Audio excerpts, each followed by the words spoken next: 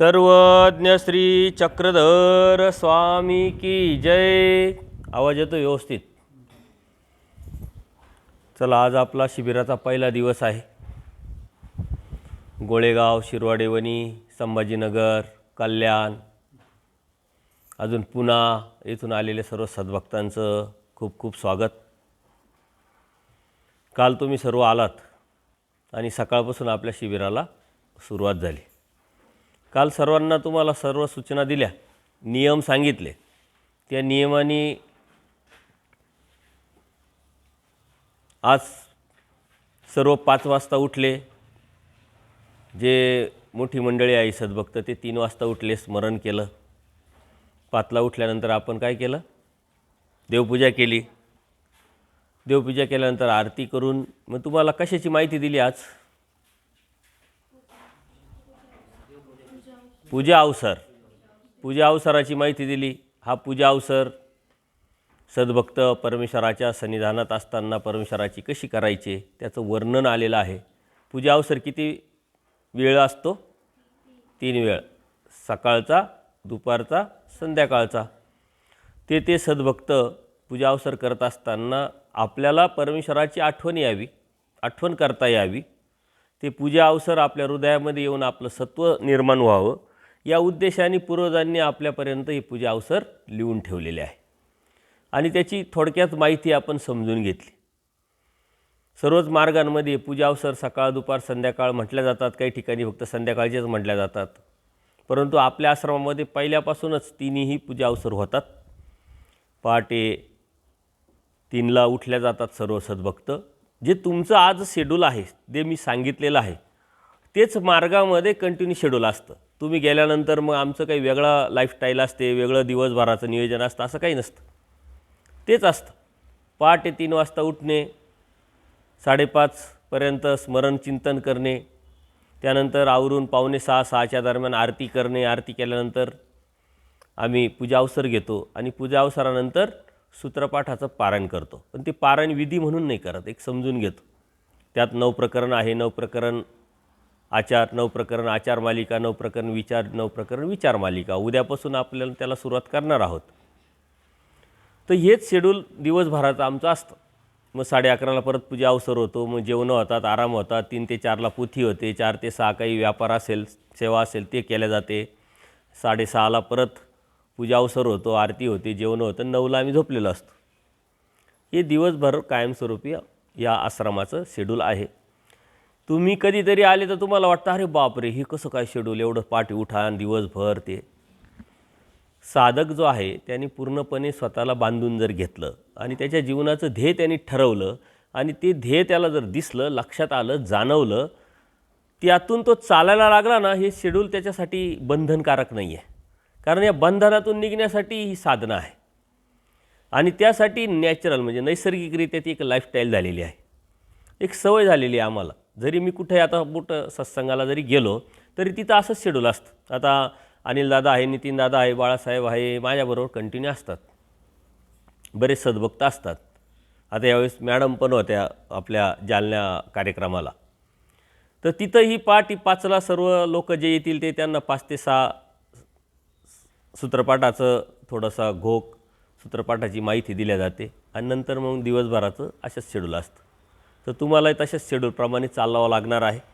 आमचं ते नेहमीचं झालेलं आहे। आज सकाळपासून आपण सकाळचं सत्र झाल्यानंतर मग आपण व्यायाम केला 1 तास। व्यायाम माणसाला अत्यंत गरजेचा आहे। तो शिबिरापुरता मर्यादित न ठेवता ती एक लाईफस्टाईल झाली पाहिजे आपली। ते एक आपलं स्वभावत नैसर्गिकरित्या व्यायामाची एक सवय आपल्याला झाली पाहिजे। परंतु आपल्या डोक्यात काय असतं, आम्ही शेतात काम करतो, आम्ही इकडं जातो, तिकडं जातो, त्यातच भरपूर व्यायाम होतो आणि मग व्यायाम करायची गरज काय, असं नाही आहे। व्यायाम हा विशिष्ट अवयवांचा आपलं शरीर शुद्धी करण्यासाठी, व्यवस्थित शेड्यूल चालण्यासाठी, ब्लड सर्क्युलेशन वाढण्यासाठी अत्यंत गरजेचं आहे। आजकाल तुम्ही आजूबाजूला जर बघितलं तर हृदयाचे प्रमाण खूप वाढलेले आहे, अडचणी, आजार वाढलेले आहे, BP आहे, शुगर आहे। हे सर्व कारण काय आहे का, शांततेत सुखात राहण्याची सवय आपल्याला लागलेली आहे आणि ती सवय आपल्या जीवनासाठी घातक आहे। जेव्हा तुम्ही व्यायाम करता तेव्हा तुमचं शरीरच स्वस्थ नाही राहत, तुमचा ब्रेन पण स्वस्थ राहतो, बुद्धी पण स्वस्थ राहते, मस्त राहते. त्यातून ब्लड सर्क्युलेशन वाढतं. ब्लड सर्क्युलेशन वाढल्यानंतर तुम्ही अभ्यास करू शकतात. शांततेने, स्वस्थतेने तुम्ही कोणतीही गोष्ट जी बी करायची आहे ती तुम्ही करू शकतात. अन्यथा सर्व डिस्टर्ब होतं, हे करू का ते करू का ते करू. आणि यदाकदाचित शरीराच्या जर कुरबुरी चालू झाल्या, आता तुमचं वय कमी असल्यामुळे तुम्हाला असं वाटतं की काही होत नाही, परंतु नंतरच्या काळामध्ये आजची जी सवय तीच उद्याची घातक तुम्हाला ठरू शकते. आणि म्हणून आज तुम्ही जे करता ते आयुष्यभर तुम्हाला बरोबर राहणार आहे. ती शिदोरी म्हणून राहणार आहे. ती सवय आज लागली तुम्हाला तर ती लागणार आहे. आणि आजचा विषय तोच आहे की सवय हा जो विषय आहे परमेश्वराने अत्यंत प्रगल्भपणे आपल्याला मांडलेला आहे. परमेश्वराने सृष्टीत अवतार घेतल्यानंतर या जीवाला केंद्रस्थानी ठेवलं आहे. म्हणजे तुम्हाला, आम्हाला, सर्वांना. जीव अनंत आहे.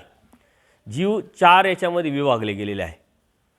मानव जन्मामध्ये, त्यानंतर प्राण्यांमध्ये, त्यानंतर स्थावर नरकामध्ये. स्थावर हे नरकाचे भाग आहे वेगवेगळ्या ठिकाणी. अशा ठिकाणी परत जे सुख फळाला गेलेले देवतेच्या किंवा परमेश्वराच्या प्राप्तीला, अशा ठिकाणी विभागले गेलेले. म्हणजे 4 जे फळं आहे, कर्मफळं: स्वर्ग, नरक, कर्मभूमी आणि मोक्ष. स्वर्ग म्हणजे सुखवाचक, कर्मभूमी म्हणजे आपण जन्माला आलेलो, नरक म्हणजे सर्व स्थावर नरक, चलद्रूप नरक, आणि मोक्ष म्हणजे देवतेचा मोक्ष. आणि त्याच्या पलीकडं परमेश्वराचा जसा आहे तसा जो मोक्ष आहे की जो परत माणूस जन्ममृत्यूच्या फेऱ्यात येत नाही. अशा पद्धतीनं हा सारा जीव या 4 गोष्टीमध्येच विभागलेला आहे. त्याच्या व्यतिरिक्त जीव 5व्या ठिकाणी नाहीच आहे, 5वं ठिकाणच नाही आहे. तर ह्या गोष्टी लक्षात ठेवल्या पाहिजे. आणि ह्या अनुषंगाने परमेश्वराने जे आपल्याला तत्त्वज्ञान सांगितलेले, त्या तत्त्वज्ञानामध्ये 4 पदार्थ सांगितलेले. कोणते सांगता येईल कोणाला? मुलांपैकी 4 पदार्थ सांगितलेले. तुम्हाला कोणते कोणते पदार्थ खायला आवडतात? ते पदार्थ देवाने सांगितले का दुसरे काही पदार्थ आहे? मागच्या वेळेस विषय झालेला होता. कोण सांगतं? कोणीच नाही सांगत. मग शिबिरं काय केले मागच्या वेळेचे तुम्ही सांगा बाळासाहेब? जीव, देवता, प्रपंच आणि परमेश्वर, हे 4 पदार्थ. याला पदार्थ का म्हटलं गेलं? मला एका सत्संगामध्ये विचारलं मुलीनं का बाबा आपण पदार्थ म्हणजे काय? खाण्याचे पदार्थ, हा पदार्थ तो पदार्थ हे आपण म्हणतो, पण या विषयामध्ये ब्रह्मविद्याशास्त्रामध्ये या 4 विषयाला, 4 वस्तूला पदार्थ म्हटलं गेलेलं. पदार्थ म्हणजे वस्तू. आपल्या डोक्यात फक्त खाण्यातच पडलेलं असतं, त्याच्यामुळे पदार्थ हे फक्त खाण्याच्या वस्तूलाच आपण म्हणतो. पण तसं नाही. पदार्थ म्हणजे वस्तू. या 4 वस्तू आहे. काय आहे? जीव आहे. जीव 4 ठिकाणी राहतो हे तुम्हाला सांगितलं. देवता आहे. ह्या देवतेचं काम काय आहे की ह्या जीवाला त्यांनी केलेल्या कर्मानुसार सुखफळ देणं, दुःखफळ देणं, म्हणजे थोडक्यात सिस्टमचा एक भाग आहे. तोही आपण थोडासा बघणार आहोत पुढच्या उद्याच्या परवाच्या सत्संगामध्ये की देवता वर्ग. तुमच्या मनामध्ये देवता वर्गाविषयी खूप भीती आहे, न्यूनगंड आहे, गैरसमज आहे, अज्ञान आहे. त्यामुळं आपल्याला सतत भीतीयुक्त आपण धार्मिकता करत राहतो. परंतु देवता वर्ग म्हणजे एक या सृष्टीत चालवण्यासाठी एक परमेश्वराच्या सेवक आहे, परमेश्वराच्या शक्ती आहे, आणि त्यांच्या माध्यमातूनच परमेश्वर ही सृष्टी चालवतात. जसा मुख्यमंत्री असतो, पंतप्रधान असतात, ते काय करतात? पूर्ण देश चालवतात, राज्य चालवतात. त्यांच्याकडे भरपूर मंत्रिमंडळ असतं आणि हे मंत्रिमंडळाच्या माध्यमातून PWDचा मंत्री, शिक्षण मंत्री, रस्ते बांधकाम मंत्री, असे वेगवेगळे मंत्री असतात आणि त्यांनी त्यांची जबाबदारी दिलेली असते. परंतु हे सर्व कार्य जे चालतं हे मुख्यमंत्र्याच्या अध्यक्षतेखाली चालतं. तिथं जे बी गोष्ट होती ती सँक्शन करून मग त्या पद्धतीनं कार्य चालतं. तसं परमेश्वराच्या अध्यक्षतेखाली ही चराचर सृष्टी चालू आहे आणि हे चालवतं कोण? देवता चालवतात. ह्या देवतांचं कार्य काय आहे की सृष्टी चालवता ज्या बी जीवाला केंद्रस्थानी ठेवलेला असल्यामुळं जीवाच्याच अनुषंगाने सृष्टी चालवल्या जाते. सृष्टीत दुसरं चालवण्याचा विषयच नाही आहे.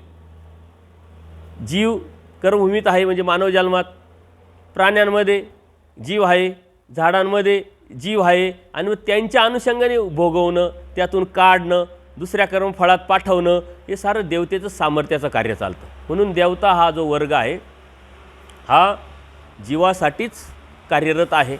राहिला प्रपंच. प्रपंच म्हणजे अष्टधा प्रकृती: आप, भूमी, वायू, आकाश, तेज, रज, तम, सत्व. या अष्टधा प्रकृतीचा एक प्रपंच तयार केला जातो.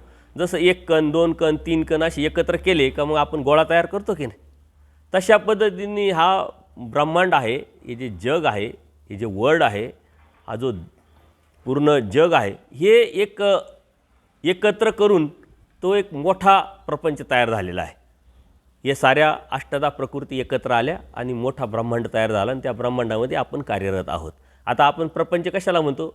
सांसारिक गोष्टीला. तर तो एक प्रपंच आहे, तो सर्वात मोठा प्रपंच, तो परमेश्वराने रचला. आणि आपण आपला प्रपंच कोणता आहे? बायको, 2 मुलं, बस. याच्या व्यतिरिक्त आपला प्रपंचच नाही. त्याच्यातच आपण एवढे जाम झालेलो आहे का परत आपल्याला पुढं कशाची भूकत नाही राहिली. तो परमेश्वराचा प्रपंच किती मोठा आहे विचार करा. ते सामर्थ्याचं कार्य आहे. आणि त्यानंतर चौथा पदार्थ आहे परमेश्वर. परमेश्वर शेवटचा पदार्थ आहे. त्या परमेश्वराच्या सर्व अंडर कार्यरत हे चालतं सर्व. म्हणून हे 4 पदार्थ आपण लक्षात घ्यायचे आहे. आता ह्या 4 पदार्थामध्ये असलेला जो जीव आहे तो आपण आहोत. आणि ह्या जीवानी या सृष्टीमध्ये येण्यासाठी प्रयत्न केला आणि तो आला असं नाही. माया ही एक देवता आहे मोठी.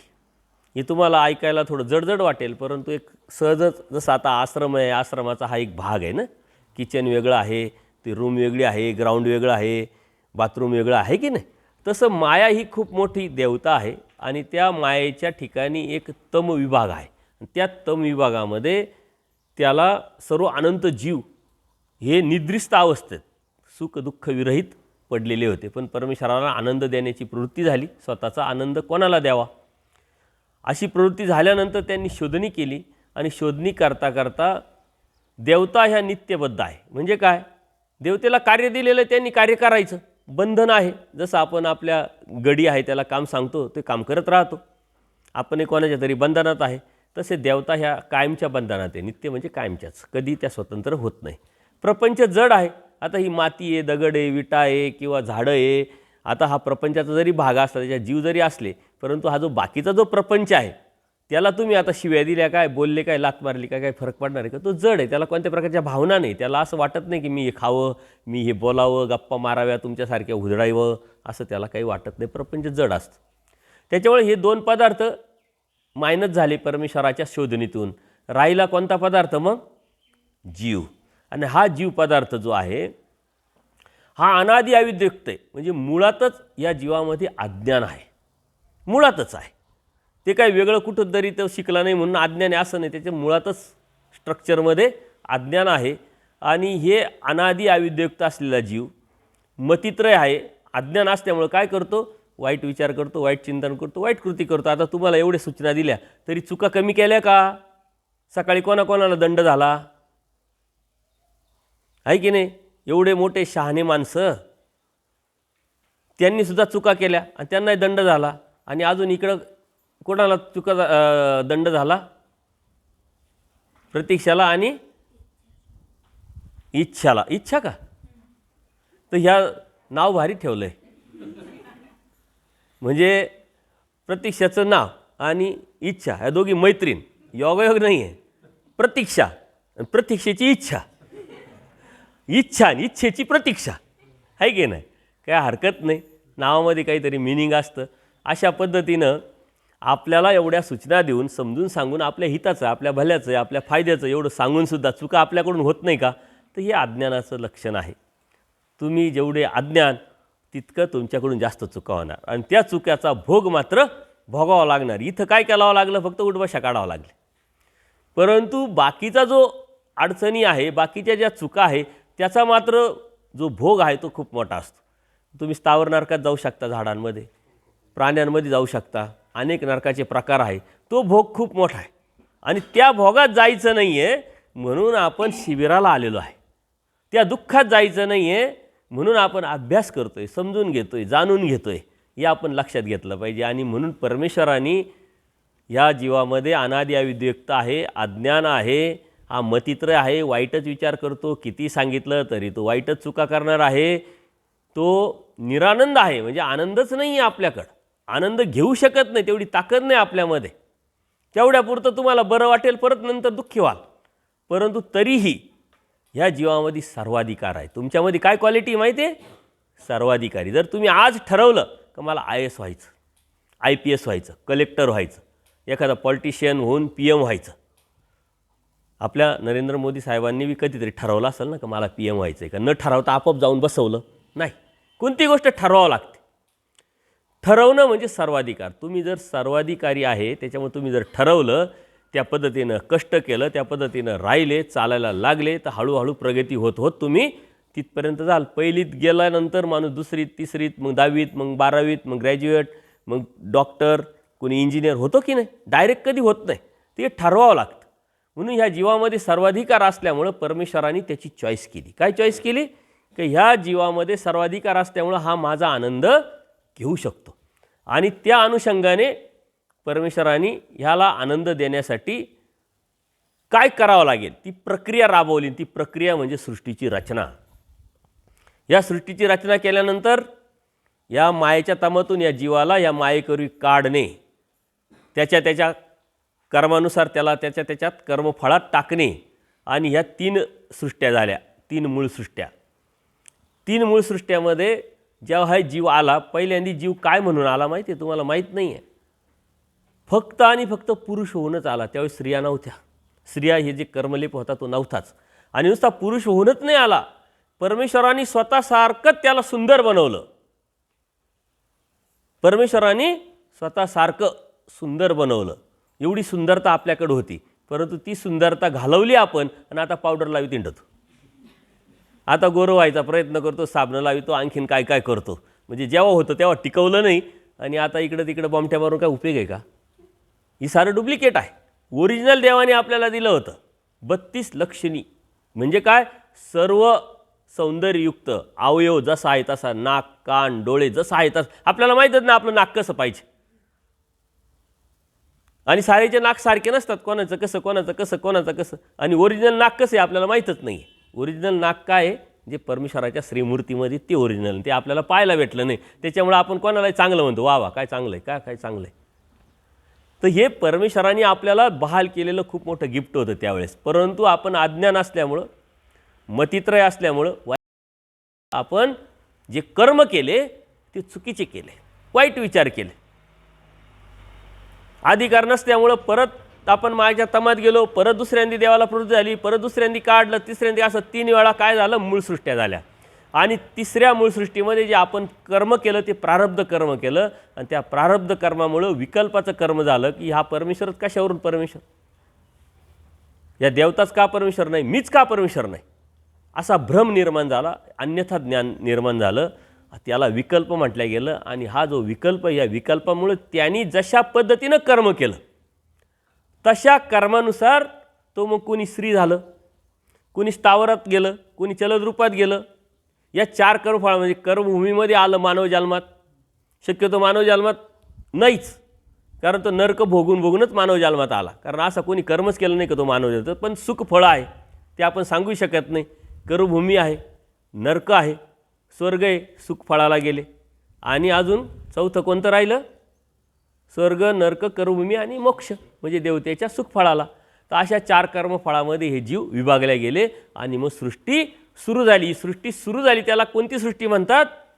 प्रवाही सृष्टी. प्रवाह आपण म्हणतो ना, प्रवाह, पाण्याचा प्रवाह इकडं गेला, रस्त्याचा इकडं गेला, तर प्रवाह सुरू झाला म्हणजे आपलं कर्म चालू झालं. आणि या कर्मानुसार मग आपण जन्ममृत्यूमध्ये अडकलो. जन्माला आलो, कर्म केले, हे कर्मातून भोगायला गेलो, भोगून झाले, परत जन्माला आलो, परत कर्म केले, कंटिन्यू चालू आहे आपलं. हा आपला सिद्धांत आहे पुनर्जन्म. जन्माला आलेला मनुष्य मरतो, मेलेला मनुष्य जन्माला येतो. परंतु या अज्ञानच तो आपण म्हणत राहतो, जसा सूर्य आज उगावला, इकडं उगवला का नाही? प्रत्येक देशात सूर्य उगावला का? काही असे देश असतील ना तिथं मावळला असेल, म्हणजे आपल्याकडं सूर्य उगावला आणि तिकडं मावळला. आपण काय म्हणतो? सूर्य उगावला, तिकडं म्हणतं मावळला. जेव्हा आपल्याकडं मावळला तिकडं म्हणते सूर्य उगावला. सूर्य आहे तिथंच आहे, सूर्य एकच आहे. परंतु प्रत्येक ठिकाणची जी जनता आहे, लोक आहे, त्या देशानुसार, त्या सामाजिक याच्यानुसार, प्रकृतीनुसार ते आपण म्हटल्या गेलं. तसंच आहे, मनुष्य येतो जातो. आपण म्हणतो जन्माला आला मेला. ज्या वेळेस जन्माला आलेला असतो ना त्यावेळेस तो कुठंतरी मेलेला असतो. लोक म्हणते हा मेला. आपण म्हणतो हा जन्माला आला. परत जन्माला तर कुठंतरी हा मेल्यानंतर आपण म्हणतो हा मेला. तिकडे जन्माला, तिकडे म्हणते तर जन्माला आला. हे जे गोष्ट आहे ही सर्व सतत चालू राहते. आणि यातून बाहेर पडायचं आहे, कारण जन्ममृत्यू सोपा नाही आहे. जन्माला येणं म्हणजे काय हे तुम्हाला अजून बालिशे लहान आहे. या मोठ्या लोकांना विचारा जन्माला येणं म्हणजे काय राहतं, यांना विचारा जन्माला येणं म्हणजे काय राहतं. किती पटाटेन किती दुःख आहे, सारं कळतं आहे पण सुटत नाही आहे, जाता येत नाही, निघता येत नाही, इच्छा असूनही थांबता येत नाही आहे. हे तुम्ही लहान आहे ते तुम्हाला धडा आहे का? लहानपण देगा देवा आहे का? मुंगास काय हां ते आम्हाला होतं, पण लहानपणी एकदा गेलं का मग गेलं. तुमच्या जीवनातलं सुख आहे, मौज मजा आहे, मस्ती आहे, प्रसन्नता आहे, साऱ्या गोष्टी जातात. एकदा जबाबदारी आता बी काय तुम्ही काय प्रसन्न आहे का? तुम्हाला आहे टेन्शन, 10वीचं टेन्शन, 12वीचं टेन्शन, 9वीचं टेन्शन, 8वीचं टेन्शन, हे करावं का ते करावं. बरं शिकल्यानंतर डिग्रीनंतर नोकरी, नोकरीनंतर परत लग्न, लग्नानंतर परत जबाबदाऱ्या. अजून तर काहीच नाही आहे. ही सुरुवात झाली आत्ताशी. आणि त्यानंतर मग काय पटाटे असतात. बरं हे करण्यासाठी जे आपण कर्म करतो ते कर्म भोगावं लागतात, ते सुटत नाही. आणि ते भोगता भोगताच आयुष्य नकोसं वाटतं. या मोठ्या लोकांना विचारा, नकोसं वाटतंय पण तो सोडता येत नाही. कारण जबाबदारीचे पाश बांधले गेलेले, आवळले गेलेले. आणि म्हणून हे वेळ काढून येतात, अभ्यास करतात, धार्मिकता करतात. आणि तुम्हालाही तुमच्या जीवनामध्ये करिअर करायचं आहे, त्या करिअरचा धर्माचा उपयोग होणार आहे. करिअरमधून बाहेर पडायचं आहे, जबाबदारी स्वीकारायची, जबाबदारी स्वीकारून परत बाहेर पडायचं आहे. याचं सर्वात जास्त माध्यम हे धर्म आहे. आणि म्हणून परमेश्वराने या जीवाला केंद्रस्थानी ठेवून हा सारा उपद्व्याप केलेला आहे. आणि मग परमेश्वराने प्रळयसृष्टीमध्ये ह्या जीव आल्यानंतर त्यांनी जे कर्म केलं त्या पद्धतीने त्याचे कर्म चालू झाले. आता कर्म चालू झाल्यानंतर कळत नकळत संस्कार आहे तुमच्याकडं, चांगुलपणाचा आवड आहे चांगुलपणाची, काहींमध्ये चिकित्सा आहे. मग ज्याच्याकडं संस्कार आहे तो संस्काराने कार्य करतो. संस्कार असून आवड आहे, आवडीनं कार्य करतो. संस्कार असून आवडी असून चिकित्सा आहे, चिकित्सेने कार्य करतो. ज्याला बुद्धी आहे, डोकं आहे, थोडं नॉलेज घेण्याची इच्छा आहे, तो चिकित्सा करतो की हे असंच का, ते तसंच का, हे असं का नाही, ते तसं का नाही, प्रश्न विचारतो. आणि त्या चिकित्सेतून धर्म समजून घेतो, जाणून घेतो. आता ज्या संस्कारातून तुम्ही कळत न कळत एखादी अशी क्रिया केली, कर्म केलं, का जे ज्ञानी साधू संत आहे, का जे परमेश्वराची भक्ती करतात, त्यांच्या ठिकाणी तुमच्याकडून काय गेलं? जेवण घडलं, भोजन घडलं. हेतू काहीच नाही, भाव काहीच नाही, जीव स्वार्थी असूनही त्याला स्वार्थ नाही. आणि मग ते देव पकडतात, अरे याचा संस्कार चांगला आहे, याचा हेतू नाही, भाव नाही, स्वार्थ नाही, दृष्टपर हित नाही, म्हणून तरीही त्यांनी ही क्रिया केली आणि याचा अर्थ हा योग्य आहे. अशा पद्धतीनं त्याला परमेश्वर बोध देतात. बोध देतात म्हणजे काय? जीव, देवता, प्रपंच आणि परमेश्वर हे चारही पदार्थ वेगळे वेगळे आहे याची जाणीव करून देतात आणि परमेश्वराची ओळख होते. आता परमेश्वराची आपल्याला ओळख झाली. परमेश्वराची ओळख असताना परमेश्वराची आपण भक्ती करायला लागलो. आणि परमेश्वराने भक्तीचे जे अपेक्षा केलेल्या हा अत्यंत कमी अपेक्षा आहे. पहिली भक्ती कोणती अपेक्षा आहे परमेश्वराची? का परमेश्वराची भक्ती करताना परमेश्वराला जाणून घेणं, समजून घेणं, ओळखणं आणि मग एकनिष्ठतेने त्या परमेश्वराला शरण जाणं. नाही तर न ओळखता न जाणता आपण कोणाची भक्ती करतो, कशाची भक्ती करतो. असे बरेचसे लोक आहे. का करतात, कशासाठी करतात, कोणाची करतात काही माहीत नाही. परंतु आपल्याला परफेक्ट माहीत आहे की आपण कोणाची भक्ती करतोय आणि कोणाची भक्ती करत नाही. जे करत नाही त्यातून माझा काय फायदा आहे, जो करतोय त्यातून माझा काय फायदा आहे, जर नाही केलं तर काय नुकसान आहे, सर्व माहिती आहे आपल्याला. याला म्हणतात बोध. जीव, देवता, प्रपंच आणि परमेश्वर याच्या चारही पदार्थाचं कार्यकारण स्वरूप लक्षण समजून घेणं म्हणजे बोध. अजून तुम्हाला बोध झालेला नाही आहे, तुम्हाला फक्त माहिती झालेली आहे. तुमची पूर्वकर्माची जोड आहे, संस्कार आहे, आईवडील उपदेशी आहे, त्यामुळं तुम्ही या धर्मात आलेले आहे, घरी देवपूजा करताय, शिबिराला येण्याचा योग आलेला आहे. परंतु भविष्यात जाऊन तुम्हाला याचा खूप मोठा फायदा होणार आहे. ती माहिती कळाल्यानंतर बोध काय समजणार आहे. आता बोध तर झाला. शांताराम दादा बसा, आता सत्संग होऊ द्या. बरं ठीक आहे. शांताराम दादा आलेले खांदे, त्यांचे टाळ्या वाजून स्वागत करा. तर अशा पद्धतीनं आपलं ही जी प्रवाहसृष्टी चालू झाली, बोध झाला, धर्म परमेश्वराचा धर्म आपण करायला लागलो. परंतु आपल्यामध्ये अनादि अविद्ययुक्त आपण असल्यामुळं, अज्ञान असल्यामुळं, मतित्रय असल्यामुळं आपल्याकडून अनंत चुका होतात. आणि या अनंत चुकांमुळं आपण पुन्हा पुन्हा नरकात जात असतो, दुःखात जात असतो. अशा अनेक चुका आहे. विकार आहे. विकार म्हणजे बदलणे. बघा, तुम्हाला एखादा पदार्थ पाहिला, भूक नाही लागली तरी भूक लागते, कारण आवडीचा पदार्थ आहे, बदलले तुम्ही. आहे की नाही? किंवा एखादा आपला मित्र बघितला, नातेवाईक बघितला, ओळख बघितली, नाही तर आपण रस्त्याने चाललो आहे, 2 रुपये पडलेले दिसले, तुमचे नाही आहे पण बदलले की नाही तुम्ही, तुम्हाला घ्यायची निर्माण झाली, लालच निर्माण झाली. चांगले कपडे घ्यावे, चांगलं दिसावं, लोकांनी स्तुती करावं, चांगलं म्हणावं, गाड्या घ्याव्या, मौज मजा करावी, मस्त असं वाटतं की नाही तुम्हाला? कोणाला वाटत नाही हात वर करावं? सर्वांनाच वाटतं. तर ह्या ज्या वाटणं जे आहे विकाराशी निगडीत आहे आणि हा विकार खूप स्ट्रॉंग आहे. देऊ आवडे, खाऊ आवडे, पाहू आवडे, बोलू आवडे, सारा हा विकार आहे. विकार हा विषय खूप मोठा असला तरी तुम्हाला समजेल, रुचेल. ह्या विकारातूनच आपण बदलत राहतो, आपल्या महत्त्वाकांक्षा वाढत राहतात, आपला स्वार्थ वाढत राहतो, आपण लालचीत पडतो आणि त्या लालचीतून आपण निर्माण झालेले जे वाईट कर्म आहे त्यात नरकात पडत असतो. विकल्प, विकल्प म्हणजे अनसारखे होणे. जसा विकार आहे तसं विकल्प म्हणजे मन माळका करणे. विकार हा जो आहे हा इंद्रियांचा धर्म आहे. इंद्रिय आपले कोणते कोणते सांगा बरं? इंद्रिय कशाला म्हणतात सांगा ना, पटपट सांगा. कान, नाक, अजून डोळे, जिवा, हे सारे इंद्रिय आहे. हां, ज्या इंद्रियांनी आपण आपल्या शरीराला उपभोग देतो त्याला इंद्रिय म्हणतात. त्याच्यामध्ये ज्ञानेंद्रिय, आणखीन कर्मेंद्रिय असे वेगळे 2 प्रकार पडतात. तर हे जे इंद्रिय आहे, इंद्रियाचा जो धर्म आहे विकार आहे. विकाराव्यतिरिक्त इंद्रिय नाही. इंद्रियमध्ये विकार असल्याशिवाय ती इंद्रिय नाही. त्यामुळं मग आपल्याला वास आला तरी चांगला वास घ्यावासा वाटतो, सुगंध. वाईट वास घ्याल का तुम्ही? तो बी विकारच आहे. तर हा विकारातून माणूस निघणं एवढं सोपं नाही आहे. मग विकल्पात अडतो. विकल्पाचं मन माळका करणे. मनाचा धर्म कोणता आहे? विकल्प. मनामध्ये येतं बघा, हा कोणत्या जातीचा, हा छोटा, हा मोठा, हा सुंदर, हा चांगला, हा वाईट, हा पवित्र, अपवित्र, मनात येतं की नाही तुमच्या? आता इथं बसले तरी आज जेवणाला काय आटम आहे? गुपचूप जाऊन कोणीतरी पाहून आलं असेल, विचारून आलं असेल, रात्री बरं होतं, आता चांगलं आहे की नाही? किंवा आता बाबाचं किती वेळ चालेल, सकाळी लय थकवलं तर थकवलं, नाश्ता एवढासा दिला का प्रणव? भूकही भरली नाही आमची. त्या मॅडम आमच्या पाठीमागं लागून गेल्या, बाबा त्या सोडतीच नाही, सारखं कामच करतात. हां, झाडलोटच करायला लावतात, चांगलं खत आहे तरी बाहेर टाकायला लावतात, विनाकारण थकावतात. हे मनामध्ये सारखं येतं, तुम्ही व्यक्त होऊ शकत नाही पण मनात येत राहत. हां का असं तर ह्या सारा जो विकल्प आहे हा मनामध्ये येत राहतो, कोणाविषयी कशाविषयी. आणि त्या विकल्पातूनच आपण नरकात गेलो. कारण देवतेला परमेश्वर का म्हणू नये, मला स्वतःला मी परमेश्वर का म्हणू नये, हा परमेश्वरच का परमेश्वर आहे, संशय व्यक्त करणं म्हणजे विकल्प.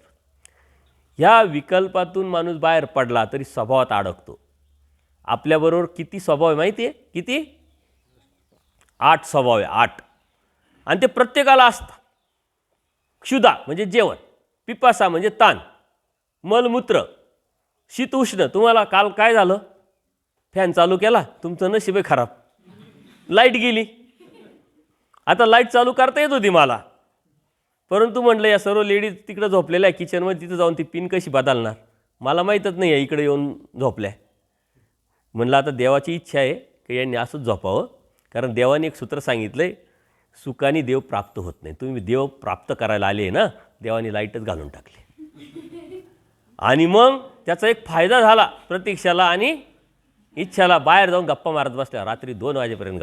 गप्पा मारायची इच्छा होणं, बाबाने एवढं सांगितलंय, टोकलंय, ओरडलंय, तरी गप्पा मारणं हा बी विकारच आहे. बरं, गप्पा कोणाच्या असतील सांगा बरं? देवाच्या धर्माच्या असतील का? नाही. त्याच्या म्हणजे हा विकल्प झाला, म्हणजे विकारही झाला, विकल्पही झाला, आहे की नाही? तर हे 8 स्वभाव जे आहे, या 8 स्वभावातून हे सारे कर्म केले जातात. क्षुधा, पिपासा, मल, मूत्र, शीत, उष्ण. म्हणजे गरम वाटतं आपल्याला, फॅन चालवा, नाही फॅन चालू करा, गरम होते. म्हटलं हवा येते, त्याने आणखीन गरम हवा येईल, आवाज येतो, परंतु नाही थंड पाहिजे. मग शीत उष्ण म्हणजे गरमाटामध्ये आपल्याला काय वाटतं? कूलर पाहिजे. थंडीमध्ये आपल्याला स्वेटर पाहिजे, ब्लँकेट पाहिजे. आणि शेवटचं काय? भय आणि निद्रा, भीती वाटते आपल्याला. तुम्ही इथं यायच्या अगोदर, अरे कसं होईल, काय होईल, तू येत असेल तर मी येतो, तू येत असेल तर मी येते, अन्यथा मी एकटी नाही जाणार, नाही की नाही? भय, इकडं नका जाऊ, तिकडं नका जाऊ. तुम्ही काही नाही घाबरवलं पण असेल, इकडं डोंगर आहे, वाघ आहे, असं आहे, तसं आहे. कोणीतरी सांगितलं, कोण सांगत होतं? कोण घाबरवत होतं सांगा बरं?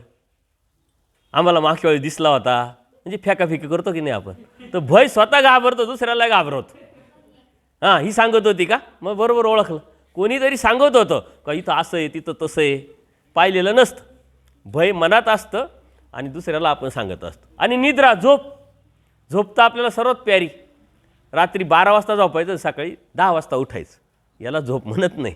वेळेत झोपा, वेळेत उठा, ही झोप आहे. तर ह्या अष्ट स्वभावामध्ये आपण अडकलेलो आहे. आणि अष्ट स्वभाव सर्वांना आहे, मला आहे, तुम्हाला आहे, मोठे मोठे साधू संत असतील, जे बी आहे ते आहे. परंतु त्याच्यावरती कंट्रोल करणं ही साधना आहे. त्याच्यातून बाहेर पडणं ही धर्म आहे, ही धार्मिकता आहे. आणि याच्यामुळं आपण अनंत वाईट कर्म करतो आणि दुःखाला जात असतो. विकार, विकल्प, स्वभाव आणि यातून होणारी हिंसा होते आपल्याकडून. कोणाचं मन दुखवलं जातं, प्राणी मारल्या जातं. बऱ्याचशा ह्या 4 ज्या गोष्टी आहे यातूनच मनुष्य जीव आपण नरकात जोडत राहतो. आणि हे करत असताना तत्त्वज्ञान परमेश्वरांनी खूप सांगितलेलं आहे, अनेक तत्त्वज्ञान सांगितले. पण ह्या अनेक तत्त्वज्ञानातून एक तत्त्व आपण निवडायचं आणि ते आपण समजून घ्यायचं. देव म्हणतात सवे ती काहीची नसावी. सवय, या सवयीचा माणूस गुलाम झालेला. आपल्याला सवय झालेली ना. आता तुम्ही इकडे आले तरी नाही, तू असेल तर मी येईल बाबा. सवय झाली एकमेकाची. हे बघा, दोन्ही भाऊ मागच्या वेळेस भेटायला आले होते, आत्ता दोघेही भाऊ आले. सवय नाही, तू असेल तर मी येतो, मी असेल तर तू येतो. अनिल दादा नाही, तुम्ही असेल तर मी येतो, मी असेल तर तू येतो. आपल्याला प्रवासाला सवय माणसाची लागते, खायला हेच पाहिजे, असंच पाहिजे, तसंच पाहिजे. सवयीचा गुलाम झालेलो आपण. देव म्हणतात सवय कशाचीच नसावी. मग सवय कशाची नसावी? मग मैत्री करायची नाही का? प्रवास करताना कोणी जोडी घ्यायचं नाही का? नाही, ते करायचं. परंतु तू असे कंपल्शन नाही. आपण कंपल्शन करतो, हे असेल तरच. इकडे येताना आता तरी काही नाही, आता काही, आता सर्व मुलं हे जास्त लोक आले नाही. पण नवरात्रात बरेचसे लोक आले ना, मला फोन कर. त्यावेळेस पावसाचा दिवस, बाबा हवामान खात्याने खूप पाऊस सांगितला आहे. मग काय म्हणलं, आम्ही वाहून गेलो तर तुम्ही वाहून जाल, या. मग नाश्ता आहे का, जेवण आहे का, तिथं झोपायला व्यवस्था आहे का, सर्व विचारून घेणार. कारण त्या सवय लावल्या आहे. आपल्याला असं वाटतं की आपण तिथं गेलो ना, आपल्याला ते नाही भेटलं तर मग झोप येते का नाही, जेवण पूर्ण होतं का नाही, असं नाही का तसं नाही. पण देव म्हणतात साधना काय, धर्म काय, धार्मिकता काय आहे? या सवयीतून बाहेर पडणं. सवय कशाचीच, कोणाचीच, कुठलीच नसली पाहिजे. कंपल्शन नसलं पाहिजे. नाही तर काय ना, चहा पाहिजेच, लागतोच, तेवढ्या वेळेस ती तलप येतेच, लागते का नाही? काही लोक तर असे उदाहरण सांगतात, चहा पिल्याशिवाय म्हणले पोटच साफ होत नाही. म्हणले पहिले बाबा चहा द्या, बेट घ्यायची सवय. परंतु ही जी सवय आहे ही धर्माला कशी घातक आहे तुम्हाला सांगतो. छर्दोबा नावाचे एक भक्त होते. ते परमेश्वराची त्यांची भेट झाली, परमेश्वराकडून त्यांना बोध झाला. परमेश्वराकडून प्रत्यक्ष बोध म्हणजे त्यांची किती क्वालिटी आणि किती योग्यता आणि किती अवस्था मोठी असेल याचा विचार करा. परमेश्वराकडून त्यांना ज्ञान पण झालं, अस्तिपरी झाली डायरेक्ट. ज्ञान झाल्यानंतर ते आता समोर परमेश्वर आहे, परमेश्वराच्या बरोबर राहावं ना. परमेश्वर नसेल त्यावेळेस साधना करायची असते, परमेश्वर नसेल त्यावेळेस धार्मिकता करायची असते. परंतु जेव्हा परमेश्वर समोर असतो तेव्हा परमेश्वर जे सांगतील तीच साधना आणि तीच धर्म. परंतु त्याच्या लक्षात आलं नाही. त्याला एकटं राहायची सवय, एकांतात साधना करू, असं करू, तसं करू. देव समोर आहे, देव मिळवायला देवाच्या बाजूला गेला. बरं, गेला तर गेला, एका गावात गेला. गावात गेल्यानंतर एका झाडाखाली स्मरण करायला लागला, चिंतन करायला लागला. त्या झाडाच्या तिथंच बाजूला शेजारी शेत होतं. तो शेतकरी आला तर शेतकऱ्यांनी पाहिलं की अरे चांगले साधक दिसतात, साधू दिसतात. आता माणूस काय वाटतं की चला आपण त्यांच्या शेजारी जाऊन बसावं. आणि ते जाऊन बसले. आता यांना साधनेवर उच्च शिखरावर होते, त्यामुळे ते येऊन बसले, उठले, दुसऱ्या झाडाखाली जाऊन बसले. परत हा शेतकरी काय तिथं जाऊन बसला, ते उठले, परत तिसऱ्या झाडाला जाऊन बसले. हा शेतकरी उठला, तिथं जाऊन बसला. मग त्याच्या लक्षात काय आलं का अरे हे खूप धार्मिक दिसतात, खूप अर्थता आहे यांना, आपण यांना टाळतोय तरी आपल्या पाठीमागच येत आहे. आणि मग काय कुठले गप्पा टप्पा, ओळखी पाळखी. मग दररोजच सवय, दररोज शेतकरी यायचा, गप्पा मारायचा, यालाही सवय झाली. हाय वाट पाहायला लागला. आज शेतकरी लेट आला, आज का नाही आला, शेतकऱ्याला कधी लवकर जाईल, बाबांशी गप्पा मारेल, असं झालं. या सवयीतून ती चांगली मैत्री झाली. मैत्रीतून काय झालं का ते दररोज ते साधू आहे ते जायचे कुठं, भिक्षा मागायला. आता याचा स्वार्थ होता त्या शेतकऱ्याचा. झाडाखाली एखादा माणूस बसलेला असल्यानंतर कोणी जनावर येत नाही, कोणी माणसं येत नाही, चोर येत नाही, अरे कोणीतरी आहेत. लोकांना काय माहिती हा कोण आहे, शेतकरी आहे का, मालक आहे का, आणखीन कोणी राखणदार आहे. त्याच्यामुळं शेतकरी काय म्हणतो की हा जेव्हा भिक्षेला जातो, हा 3-4 तास जातात, तेव्हा आम्हाला शेत राखायला कोणीच नसतं. मग आपण काय करू, काहीतरी आयडिया करू. बाबा तुमचं 3-4 तास जातात स्मरणाला, ते वाया जातात, मीच डबा घेऊन येतो ना तुम्हाला भिक्षा. म्हणजे म्हणतात बरोबर आहे, जीव स्वार्थी असतो. 3-4 तास तेवढं स्मरण होईल. आणि म्हणून तो डबा घेऊन यायला लागला. आता भिक्षा राहिली बाजूला, डब्याची सवय लागली. मग याच्यात मीठ कमी आहे, त्याच्यात मिरची कमी आहे, हा मसाला मला चालत नाही, उद्या येताना मग लोणचं घेऊन या, ताक मला खूप आवडतं. मग आपोआप हळूहळू वाढत चालली ना.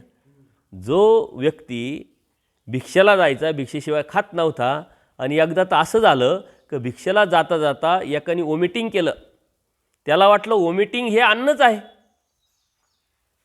आपण जायचं वेळ होईल. ते वॉमिटिंगचं अन्न त्यांनी खाल्लं. म्हणजे घृणा जी आहे, आपण आता नुसतं ऐकतोय का कोणाचं तरी वॉमिटिंगचं खाल्लं तरी आपल्या मनामध्ये काहीतरी चलबिचल झाली का नाही, घृणा आली का नाही. पण त्यांनी स्वतः प्रत्यक्ष ते वॉमिटिंगचं अन्न खाल्लं. एवढी घृणा जिंकली होती, एवढ्या उच्च स्तरावरती ते छर्दोबा पोचले होते.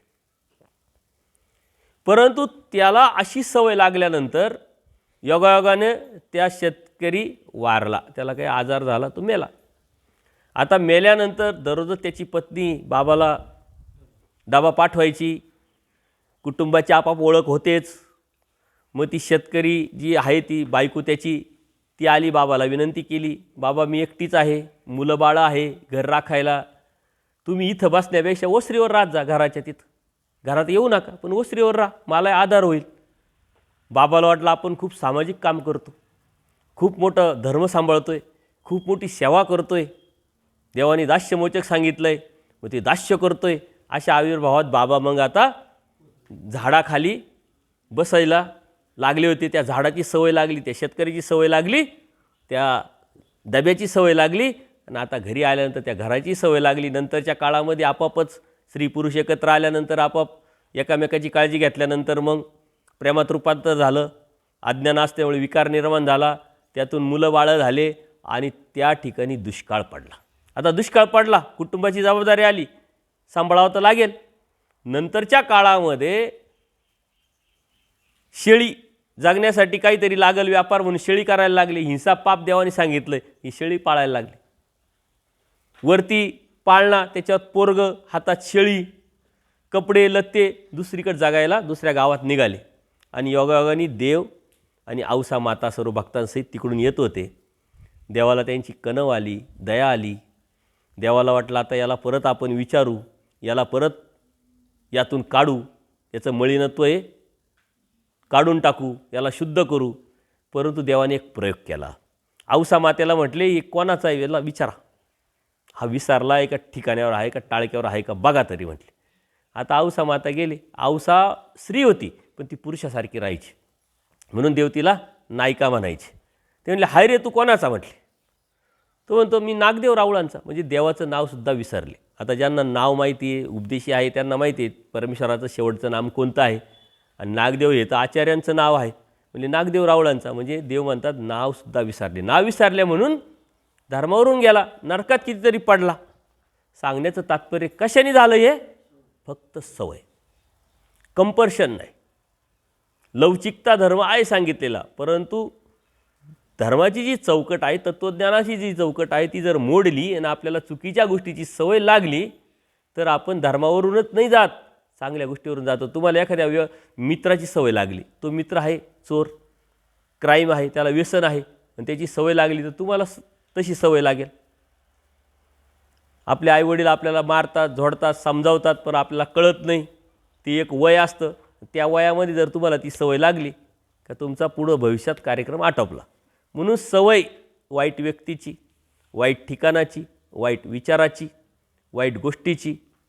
आज तुमच्या हातात तर मोबाईल आहे, आणि मोबाईल हा सर्वात मोठा वाईट आहे. परंतु वाईटच आहे का, त्याच्यात चांगलं पण आहे शिकायचं, पण तुमची प्रवृत्ती तशी असली पाहिजे. नाही तर मोबाईल चालू झाला, व्हॉट्सअप, फेसबुक, अजून काय इंस्टाग्राम, टेलिग्राम, यूट्यूब. मग यूट्यूब चालू केलं म्हणजे माझी व्हिडिओची येतील अशी काही गॅरंटी नाही. माझे व्हिडिओ पार लास्टला येतात, ते बी शोधावं लागतात. बाकीचेच व्हिडिओ तुम्हाला मोबाईल दिलाय दे आईवडिलांनी अभ्यासासाठी, काय बघायचं काय नाही बघायचं हे कंट्रोल जर तुमच्याकडे असेल तर तुम्ही ठिकाणावर राहाल.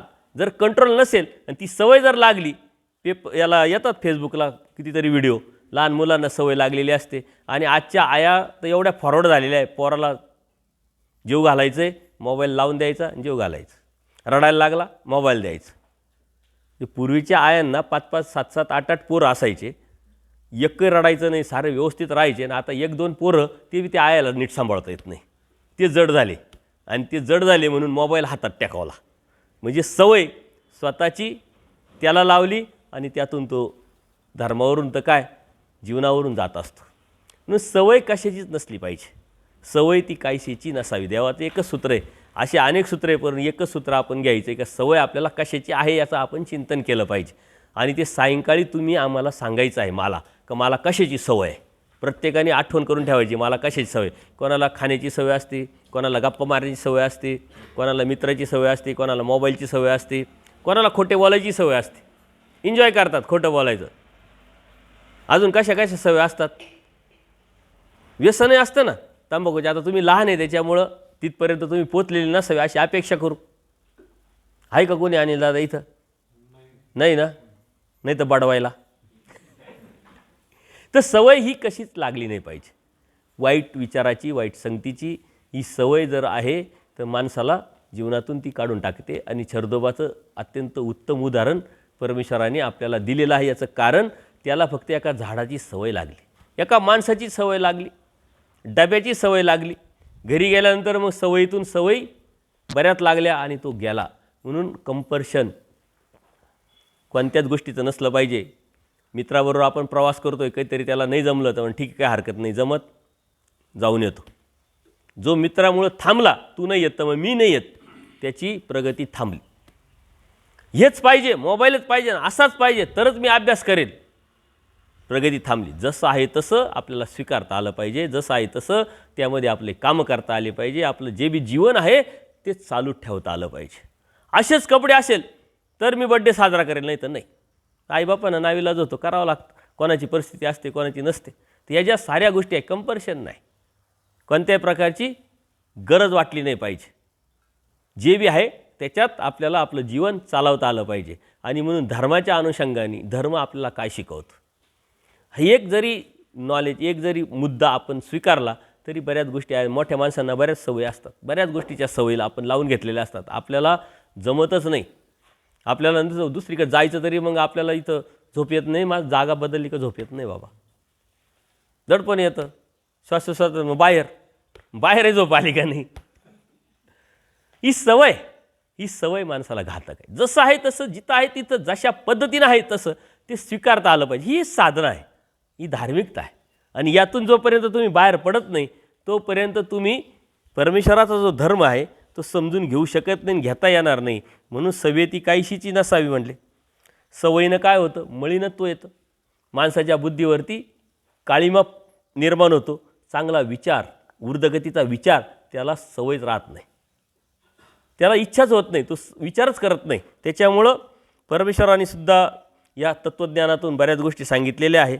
आचार्य एकदा विचारतात की जीव हा कशावरून जात असतो, धर्मावरून कशा पद्धतीने जात असतो, कोणत्या गोष्टीने जात असतो. तर यातले बरेचसे तत्त्व परमेश्वराने, तर त्यातलं हे एक तत्त्व आहे. आणि एक सेवा करता करता सवय लावता लावता धर्मावरून जातो आणि एक त्या सवयीतून धर्मामध्ये येतो आणि धर्माला स्वीकारतो. चांगली सवय आहे, ऊर्ध्वगती पहाटेची उठायची सवय लावली तर चांगली, स्मरण करायची सवय लावली तर चांगली, अभ्यासाची सवय लागली तर चांगली आहे, सत्संग ऐकायची सवय लावली तर चांगलीच आहे, जसं आहे तसं ॲडजस्टमेंट करायची सवय लावली तर चांगलीच आहे. सवय ती ऊर्ध्वगतीची असावी, चांगली असावी. त्यातून सुद्धा तुम्ही परमेश्वराला प्राप्त करू शकता. त्यातून सुद्धा तुमचं करिअर होऊ शकतं. तुमचे आज चांगल्या संगतीची, चांगल्या विचाराची, चांगलं ऐकण्याची, चांगल्या शिकण्याची आणि चांगल्या कृतीवर जाण्याची जर सवय तुम्ही लावली तर तुमचं करिअर तयार होऊ शकतं, तुमचं करिअर ब्राईट होऊ शकतं. जे धर्माला धार्मिकता करतात परमेश्वराच्या प्राप्तीच्या अनुषंगाने, ती सवय कोणती लावताय तुम्ही. कारण सवय ही निग्रह, संकल्प, विचार, ध्येय ठरवून करायची असते. नाही तर करू या करण्याला कधी होत नाही. निग्रह करावा लागतो, ठरवावं लागतं नियम. आणि हा जो नियम आहे या सवयीतून निर्माण झाला पाहिजे आणि ती सवय ही स्वभावात झाली पाहिजे, नॅचरल. त्याच्यानंतर तो नियम नाही झाला पाहिजे, ती लाईफस्टाईल झाली पाहिजे. ही साधना आहे, स्वभावात ती गोष्ट होते. आणि स्वभावात तुम्ही करता, सकाळी उठल्यानंतर तुम्हाला कोणी सांगितलं का रे काल दात घासले होते, आज घासू राहिला, असं म्हटलं का कोणी? उलट जर नाही घासले, अरे दात नाही घासत तू, छी, असं म्हणतो की नाही आपण? घाण म्हणतो त्याला आपण. ती सवय झाली, कोणाला आठवण करून द्यायची गरज पडत नाही दात घासले. प्रत्येक गोष्ट आपल्याला ती स्वभाव झालेली, नॅचरल झालेली आहे. तर जे चांगलं आहे त्याची सवय लावून घ्यायची आहे, जे वाईट आहे त्याची सवय लावून घ्यायची नाही म्हटले. पुरुष सवेतव जाय, या सवयीतूनच पुरुष जातो. म्हणजे प्रमादी होण्याचं जे प्रमाण आहे या सवयीतूनच जात असतं. छरतोबाचं उदाहरण त्याच्यासाठीच आहे. अक्षम्य चूक जी आहे, आजपर्यंत आपण या जन्मवृत्तीच्या फेऱ्यात पुन्हा येत राहिलो, जात राहिलो, येत राहिलो, जात राहिलो ना आजही आलो, याचा अर्थ आपण बऱ्याच वेळा नरकात गेलो. याचं एकमेव आणि मुख्य अनेक कारणांपैकी एक कारण आहे सवय. या सवयीतून आपण गेलेलो आहे. सवय नसलीच पाहिजे, कशाचीच नसली पाहिजे, नॅचरल झालं पाहिजे, ती आवड असली पाहिजे, संस्कारक्षम झालं पाहिजे, चिकित्सा माझ्या हिताचं आहे, माझ्या फायद्याचं आहे म्हणून ती स्वीकारलं पाहिजे. सवय कोणाचीच नाही, कशाचीच, हे लक्षात घेतलं पाहिजे. म्हणून प्रमाद होण्याचं जे कारण आहे ही सवय आहे. आणि मिनले म्हणजे कोणी दिलं तरी ती सवय लागली नाही पाहिजे. एकदा काय झालं की महादाईचं आहे, भिक्षा मागून आल्यानंतर थोडा दररोजचं ते भिक्षेचं खाऊन खाऊन कोरडेपणा निर्माण झाला आणि मग त्या जेवणात तूप खायला लागल्या. आणि मग सर्व वाढून आलं तरी त्या थांबल्या. देव म्हणतात जेव्हा, ते म्हणजे नाही तूप राहिलं, तूप आणू राहिले. देवाने मग तिला सांगितलं का बाई सवय कशाचीच असली नाही पाहिजे, हेच पाहिजे म्हणूनच मी जेवल, आणि नसलं तर मला जेवण जाणार नाही. ही जी मानसिकता आहे ही चुकीची आहे. आता त्याच्यामध्ये तर आपले किती चोचले राहते, हे आवडत नाही, ते आवडत नाही, हे असत नाही, ते तसंच नाही. त्याच्यावरून घरातही भांडणं. तुला माहिती नाही आवडत नाही तरी तू हीच भाजी केली, झाले भांडणं, झाले वाद. पोरांचे तसंच, डबा तसला तसाच घरी, का रे आवडत नाही भाजी, तू तीच दिली. उपाशी राहतात पोरं परंतु खात नाही. तर ही आवड निवड जी आहे ही सवयीचा परिणाम आहे. जेवण आपलं पोट भरण्यासाठी आहे, टेस्ट घेण्यासाठी नाही आहे. ऑलरेडी त्याच्यात काही ना काही टेस्ट असते, फक्त ती तुमच्या पद्धतीची नसल्यामुळे तुम्हाला ती वाटत नाही. त्याच्यामुळे ह्या ज्या गोष्टी आहे, नंतरच्या काळामध्ये देव स्वतः महादाईसाला तूप वाढतात होते, तर ते नाही म्हटले, वारलं. म्हणले का? म्हणजे तुम्हीच सांगितलं ना तूप खाऊ नये किंवा घेऊ नये. म्हटले आमच्या कडेने जर आम्ही तुम्हाला देत असेल तर तुम्ही घ्या. आम्ही देत होतो, तुम्ही घेत नाही, नंतर चिंतन करत बसाल बाबांनी देत होते घ्यायला पाहिजे होतं, देत होते घ्यायला पाहिजे होतं. त्याचंही चिंतन, या चिंतनाची बी सवय झाली नाही पाहिजे. त्याच्यामुळं पदार्थ म्हणून न पाहता जे आहे ते घ्यायचं नाही. मी हे सोडलं, मी ते हे खात नाही, मी ते खात नाही, आणि दिवसभरात 10 वेळा सांगतो मी हे सोडलं, मी हे सोडलं. असे मला भरपूर लोक भेटतात. मिनले नसेविजे म्हणजे सतत चिंतन मनन न करण्यासाठी आपल्याला ती सवय लावून नाही घ्यायची. बरेच लोक सांगतात नाही मी चहा सोडला, मी चहा सोडला, मी भात सोडला, मी हे सोडलं, मी ते सोडलं. सोडायला लावलं नाही आणि त्या पदार्थाला त्या पदार्थ म्हणून घ्यायला लावलं नाही देवाने. सोडाल तर आम निर्माण होईल, अहंकार निर्माण होईल. त्याचं चिंतन करत बसाल आणि तो पदार्थ दिसला, याला खायला पाहिजे होतं, खायला पाहिजे होतं. चिंतन करत बसाल, मग ते न खाण्यापेक्षा ते चिंतन करून म्हणजे 10 वेळा खाणं आहे. एकदा खायचं नाही, पण 10 वेळा दिवसभर तुम्ही ते खात राहतात. म्हणून ह्या ज्या गोष्टी आहे या आपल्या जीवनात आल्या नाही पाहिजे आणि त्यातून आपण स्वीकारल्या नाही पाहिजे. आणि या अशा अनिष्ट सेवेतव, अनिष्ट अविधी चुकीच्या सवयीतूनच विकल्प संचारत असतो आणि तो विकल्प संचारला का जीव हा धर्मावरून जात असतो अनिष्ट सेवेत. मग अनिष्ट सेवा भरपूर गोष्टीची सवय असते आपल्याला. कधीतरी आपण दररोज देवपूजा करून पळून जातो. एखाद्या वेळेस आपल्याला घाईघाईत नाही जमलं, दिवसभर आपल्याला आज देवपूजाच करायला जमलं नाही, आज देवपूजा करायला जमलं नाही, आज देवपूजा करायला जमलं नाही. देवपूजा म्हणजे काय? डोकं टेकवणं, विशेष पूजा करणं म्हणजे देवपूजा आहे का? नाही. तुम्ही ज्या कामासाठी शब्द दिला एखाद्या व्यक्तीला ती जबाबदारी आहे, आणि त्या जबाबदारीसाठी तुम्ही देवपूजेला विसरले आणि ती जबाबदारी तुम्ही पार पाडली इमाने ईद्वारे, ती बी तुमच्यासाठी देवपूजाच आहे. एखाद्याला शब्द दिला तो पाळणं नैतिकतेने. जिथं आपण आहे, काम करतोय, अभ्यास करताय, आईवडिलांची जाणीव ठेवणी का आईवडील एवढे काम करतात, कष्ट करतात, आमच्या फी भरतात, आम्हाला कपडे देतात, आम्हाला पुस्तकं देतात, आणि आपण तिकडे जाऊन उन्हाळक्या करायच्या का? नाही, आपण अभ्यास केलाच पाहिजे. ती जाणीव ठेवणं ही बी देवपूजाच आहे, ही बी धार्मिकताच आहे. आणि ह्या गोष्टी आपण समजून घेतल्या पाहिजे. जीवाच्या अनुषंगाने आपण सुरुवात केली आणि जीव हा धर्मावरून कशाने जातो? कशाने जातो? सवय. तर कोणाकोणाला काय काय सवयी या संध्याकाळी मला सांगायची आहे आणि त्या सवयीतून बाहेर पडण्यासाठी संकल्प पण करायचा आहे, निग्रह पण करायचा आहे. 4 पदार्थ आपण सकाळी घेतले, आत्ता घेतले. कोणते कोणते लक्षात ठेवायचं, आलं का लक्षात? ज्या पद्धतीनं आपल्याला परमेश्वरांनी 4 पदार्थ सांगितले त्या पद्धतीनं आपल्या पक्षकारांनी 4 साधनं सांगितले. साधन म्हणजे काय? प्रवास करण्यासाठी वापरलेली वस्तू. जसं आपण तुम्ही गाडीत आले ना पिकअपमध्ये, ते साधन आहे तुमच्यासाठी, तर ते तुम्ही वापरलं. तसं परमेश्वरापर्यंत जाण्यासाठी आपल्याला 4 साधनं सांगितले. ती मी सकाळी सांगितले. सकाळी काय काय माहिती दिली होती तुम्हाला? कशाची? विसरले? पूजा अवसर झाला. त्याच्यानंतर स्थान आणि प्रसादाची माहिती दिली की नाही? स्थान प्रसाद हे 2 जे आहे हे आपले साधनं आहे. आपण देवपूजा का करतो? स्थानावर का जातो? तर त्या साधनातून परमेश्वराची आपल्याला आठवण येते. त्या आठवणीतून आपण देवाची आठवण करतो, स्मरण करतो आणि परमेश्वरापर्यंत पोचतो. त्याच्यानंतर वासनिक आणि साधू. आपण साधू संतांना भेटतो की नाही? वासनिकांना भेटतो की नाही? तर हे बी एक साधन आहे. म्हणजे 4 साधनं देवाने सांगितले. कोणते कोणते? स्थान, प्रसाद, वासनिक आणि भिक्षुक.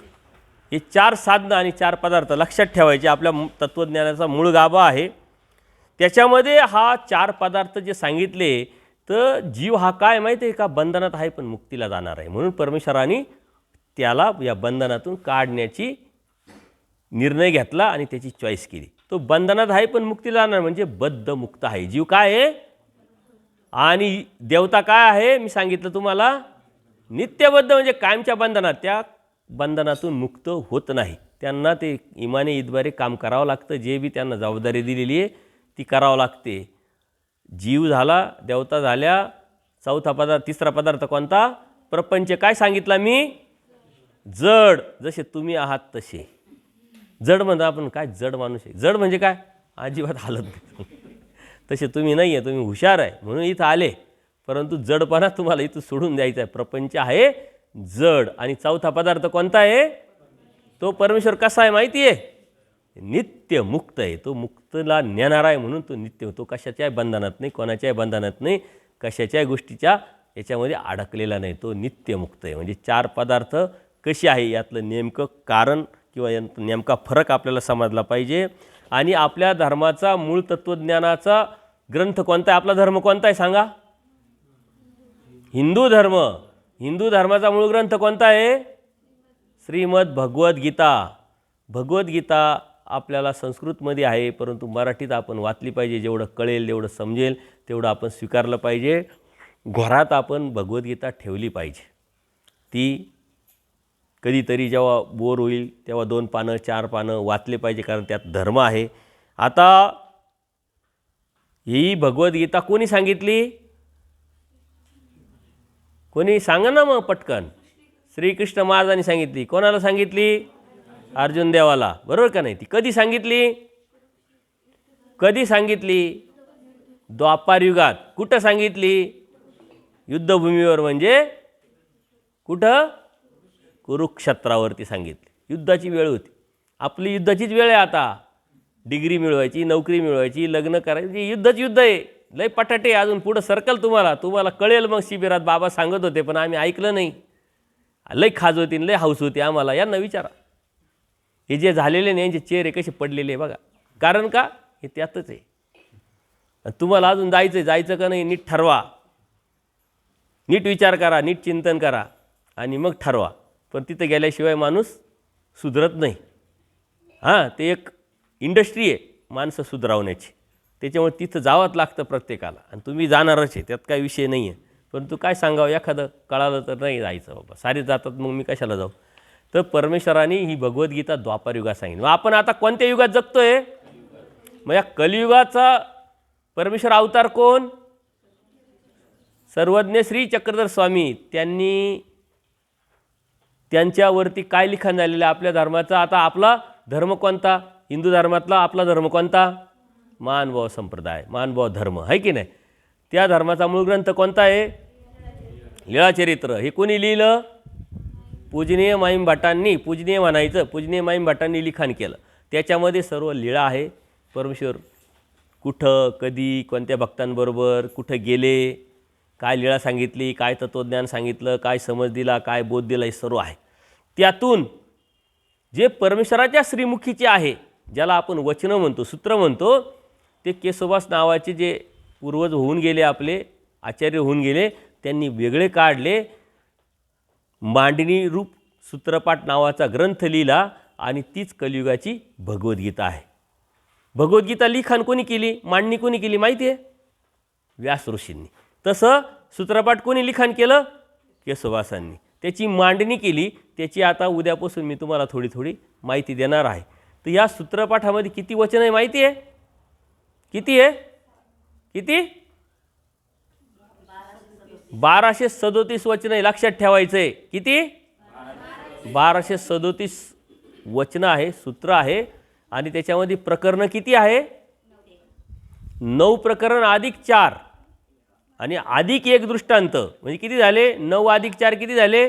13 आणि दृष्टांत 14. असे 14 परंपरेने आलेले. आता त्या पद्धतीने थोडासा बदल झालेला आहे. तर 14 प्रकरणं आहे, 1237 सूत्र आहे. कलियुगाची भगवद्गीता सूत्रपाठ आहे, लक्षात ठेवायचं आहे. आणि ती परमेश्वरांनी मराठीत सांगितलेली आहे, हे लक्षात घेतलं पाहिजे. अन्यथा आपल्या डोक्यात जर या गोष्टी घुसल्या नाही तर आपण यातून बाहेर पडू शकत नाही. तर परमेश्वरांनी ह्या जीवाला ज्या वेळेस आनंद देण्याचं ठरवलं, तर आडसर कशाचा होता? या जीवामध्ये मुळातच काय होतं? काय होतं मुळातच? मी तुम्हाला सांगितलं, अज्ञान. अज्ञान म्हणजेच अनादि अविद्या. तिला काय म्हटलं गेलेलं आहे? अनादि. अनादि म्हणजे काय? कधी नव्हती असं नाही आणि कधी राहणार नाही असंही नाही. नित्य म्हणजे राहणार नाही असं नाही, परंतु ही नित्य राहत नाही, ती नंतर तुटते, हा मोठा विषय आहे, परंतु ती अनादीचीच आहे. आता तुमच्या डोक्यात कधी प्रश्न पडला की ही सृष्टी एवढी मोठी कोणी निर्माण केली असेल, कशी निर्माण केली असेल, कधी निर्माण केली असेल, ही जे 4 पदार्थ बाबांनी सांगितले ती कोणी निर्माण केली असेल, असे प्रश्न पडतात का तुम्हाला? कोणाला पडतात? हात वर करावर. प्रश्न कोणाला पडत नाही माहिती आहे? ज्याला डोके नाही, ज्याला मी सांगितलं कळत नाही. मग तुम्हाला नेमकं काय कळालं नाही का डोके नाही? प्रसाद काय? तुम्हाला प्रश्न पडले पाहिजे ना. जीव तयार झाला की नाही? जीव मायाच्या तमात होता, आला, पण जीव कोणी तयार केला? परमेश्वर कोणी तयार केला? देवता कोणी तयार केल्या? प्रपंच कोणी तयार केला? काहीतरी असेल की नाही? प्रश्न पडला की नाही? परंतु हे कोणीही तयार केले नाही. हे मुळातच आहे, त्याला म्हणतात अनादि. हे मुळातच आहे आणि मुळातच कायमचे राहणं, त्याला म्हणतात नित्य. ते कोणी नष्ट करू शकत नाही आणि कोणी निर्माण करू शकत नाही. त्याला म्हणतात अनादीचे 4 पदार्थ. काय म्हणतात? हे लक्षात ठेवा. कोणीतरी म्हटलं ना म्हणा, नाही ही सृष्टी कोणी तयार केली नाही, ती आहेच, ओरिजिनलच आहे, ती तशी आहे, तशीच आहे. आपणही जीव आहे, देवता आहे, प्रपंच आहे, परमेश्वर, हे अनादीचे 4 पदार्थ आहे. आपल्याला कोणी निर्माण नाही केलं, आपण मुळातच आहे म्हणजे पहिल्यापासूनच. तुम्हाला असं वाटतं निर्माण केले, आता तुमचे आई वडील त्यांनी निर्माण केलं असं म्हणतो, पण त्या देहाला निर्माण केलं. जो आत्मा आहे, आत्मा, जीवात्मा ज्याला आपण म्हणतो, तो मूळचाच आहे, तो बदलत राहतो. खूप मोठं तत्त्वज्ञान आहे, त्याच्यापर्यंत नाही जायचं, परंतु ही प्राथमिक नॉलेज आपल्याला असली पाहिजे. आणि परमेश्वरांनी सांगितलेली जीवाची व्याख्या आहे काय माहिती का? कोणाला सांगता येईल मोठ्यांपैकी जीवाची व्याख्या? बाळासाहेब, नितीनदादा, दोन्ही मॅडम. ती जीव शब्द बोलीजे. म्हणजे प्रत्येक गोष्टीला व्याख्या असते. तुम्ही शाळेमध्ये व्याख्या शिकले की नाही? तशी जीवाची व्याख्या परमेश्वराने केली. नित्य आहे तो, केवळ म्हणजे शुद्ध आहे, परंतु अनादि अविद्युक्त आहे. अशी काही वस्तू असेल त्याला जीव म्हणतात, म्हणजे तो जीव पदार्थ आहे. अशा पद्धतीने जीवाची परमेश्वराने व्याख्या केलेली आहे. परमेश्वराने अनेक दृष्टांत सांगितलेले आहे. त्याला आपण बोधकथा म्हणतो. जसं हत्तीचा दृष्टांत. हत्तीचा दृष्टांत कोणाला माहिती आहे का? परमेश्वर आणि देवता यातला फरक सांगण्यासाठी हत्तीचा दृष्टांत. लहान पोरांना माहिती, कोणाला नाही माहिती? ऐकतात तुम्ही कितीतरी वेळा, परंतु डोक्यात ठेवत नाही. मग माहिती आहे ना प्रतीक्षा? हत्तीचा दृष्टांत. हत्ती गावात येतो, सारे लोक पाहायला जातात, आंधळे लोक पाहायला जातात. डोळे नाही, मग पाहणार कशाने? स्पर्शाने पाहणार. मग एक शेपटीला हात लावतो, एक कानाला, एक पाठीला, एक पोटाला, एक पायाला, एक सोंडेला लावतात की नाही? मग ज्यांनी हात लावला ते तो सांगतो. शेपटीला हात लावला तो काय म्हणतो? खरट्यासारखं. कानाला हात लावला तो काय म्हणतो? हत्ती सुपासारखा आहे. ज्यांनी पायाला हात लावला तो काय म्हणतो? हत्ती खांबासारखा आहे. ज्यांनी पाठीला हात लावला तो काय म्हणतो? हत्ती भिंतीसारखा आहे. पोटाला हात लावला तो म्हणते हत्ती पोत्यासारखा आहे, आणि सोंडेला हात लावला तो म्हणते हत्ती मुसळासारखा आहे. आता हत्ती तसा असतो का? नाही. एक डोळस माणूस त्यांना सांगतो ही हत्तीची एक एक अवयव आहे, ती एकत्र केली तर हत्ती तयार होईल. सांगण्याचं तात्पर्य काय? पूजनीय माई भट्टांना देवानी काय सांगितलं की या देवता ह्या जीवाच्या परमेश्वराच्या एक एक शक्ती आहे, या शक्तीच्या पलीकडे जी महाशक्ती तो म्हणजे परमेश्वर. या साऱ्या शक्तीला बांधून ठेवून, त्या शक्तीला कार्यरत ठेवून, त्या शक्तीला कामाला लावणारा जो शक्ती आहे ती म्हणजे परमेश्वर आहे. हे सांगण्यासाठी परमेश्वराने हा दृष्टांत सांगितला आहे. हे लक्षात ठेवलं पाहिजे तुम्हाला. या साऱ्या ज्या गोष्टी आहे या आपण समजून घ्यायच्या. आज पहिला दिवस आहे, खूप जास्त घेणार नाही, परंतु जेवढं घेतलं तेवढं टाळक्यात ठेवायचं. संध्याकाळी याची रिव्हिजन होणार, आणि जो सांगणार नाही त्याची मग वेगळी रिव्हिजन होणार. लक्षात आलं ना? कशाची रिव्हिजन दाखवू का? ते हे समोर ठेवलेलं आहे, ते लक्षात ठेवायचं. आता आपला किती वाजले? टायमिंग काय झाला? 11 वाजत आले. अर्धा तास आपल्याला थोडासा 10-15 मिनटं वेळ आहे. घंटी वाजली, बेल वाजली का लगेच यायचं, बसायचं, देवपूजा करायची. देवपूजा केल्यानंतर लगेच आरती करायची. आरतीची कोणाची वेळ आहे आता? कोण म्हणणार आहे आरती? मुली म्हणणार आहे. आरती ठणकून झाली पाहिजे. घंटासुद्धा तुम्हीच वाजवायचा, आरती तुम्हीच बनायची, उपार तुम्हीच दाखवायचा. हे ट्रेनिंग आहे. उपार कसा दाखवायचा, घंटा कसा वाजवायचा, आरती कशी म्हणायची. आणि स्पर्धा आहे, कोण आरती मुली चांगल्या म्हणतात का मुलं चांगले म्हणतात, ठणक्यावर कोणती आरती चांगली म्हणतात, त्याला सपोर्ट देणारे सर्व तुम्हाला बरोबर असतील.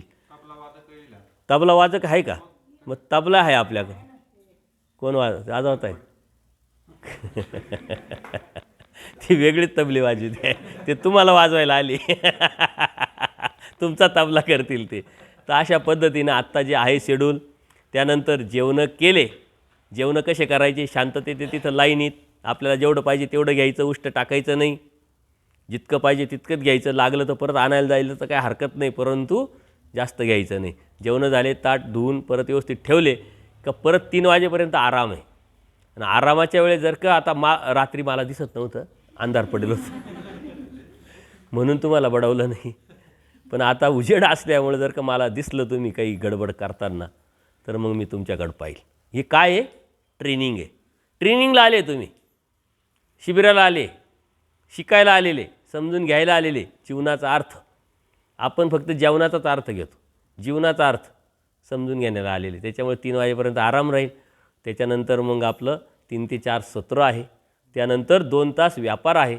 आणि व्यापारानंतर मग परत देवपूजा, आरती, जेवणं आणि आराम. संध्याकाळी 8 ते 9 परत एक सत्र राहील. त्यामध्ये तुम्हाला आज कशा कशा सवय आहे हे तुम्ही सांगायचं. आज आता घेतलेल्या सत्राची रिव्हिजन होणार. त्यानंतर तुमचे काही मनातले प्रश्न असतील ते प्रश्न तुम्ही विचारायचे. प्रश्न 2 लोकांना पडत नाही. कोणाला पडत नाही? ज्याला डोकं नाही त्याला, आणि ज्याला कळत नाही. तर तुम्ही यात कोण बसतात? कोणत्या याच्यात बसतात तुम्ही? दोन्ही याच्यात नाही बसत का? बसतात. मग दोन्ही याच्यात बसत नाही म्हणजे तुम्हाला डोके आहे आणि तुम्हाला कळते आहे, याचा अर्थ तुम्ही हुशार आहे. आणि हुशार माणसाला प्रश्न कधीही पडत राहतात. म्हणून संध्याकाळी आता तुमच्या प्रश्नांवरून तुमचे डोके, तुमचे डोके किती चांगले आहे, त्याचा ब्रेन किती स्ट्रॉंग आहे हे मला कळेल. म्हणून प्रश्न निर्माण करायचे. काही प्रश्न विचारा. कोणी हसलं, लाजायचं नाही, घाबरायचं नाही. परंतु तुमचा प्रश्न आहे, त्या प्रश्नाचं उत्तर जोपर्यंत तुम्हाला सापडत नाही, भेटत नाही, तोपर्यंत तुम्ही पुढं सरकणार नाही. तर अशा गोष्टीत अशा पद्धतीने सारं शेड्यूल असेल. आज आंघोळी कोणी कोणी नाही केल्या हात वर करा. यांच्यासाठी टाळ्या वाजवा. दररोज आंघोळ करतो आपण, आहे की नाही? कलर उडून गेला काय करणार? परत त्याच्यापेक्षा हातपाय धुवायचे. आंघोळीला पाणी आहे, परंतु जपून वापरायची ती सवय लागली पाहिजे. आपले कपडे प्रत्येकाने काढले का तुम्ही? सर्वांचे कपडे. इथं तर एकाचे कपडे दिसत नाही. कुठे टाकले? कुठे तुम्ही कपडे तुमचे? अथरा पांघरायचे बॅगेत ठेवले, नको कोणी चोरायला. ठीक आहे, हरकत नाही. बॅगेत ठेवले. बॅग असे लाईन शीट ठेवल्या पाहिजे. आलं का लक्षात? आता दुपारी झोपताना सुद्धा तिथंच झोपायचं. इकडं तिकडं ऊन आहे त्याच्यामुळं बाहेर झोपायचं नाही. इथं हवा आहे, फॅन लावता येईल, काय हरकत नाही. या खिडक्या साऱ्या उघडून दिल्या का मस्त हवा येते, काही अडचण नाही. कोणाला काही शंका? सर्वज्ञ श्री चक्रधर स्वामी की दंडवत हो.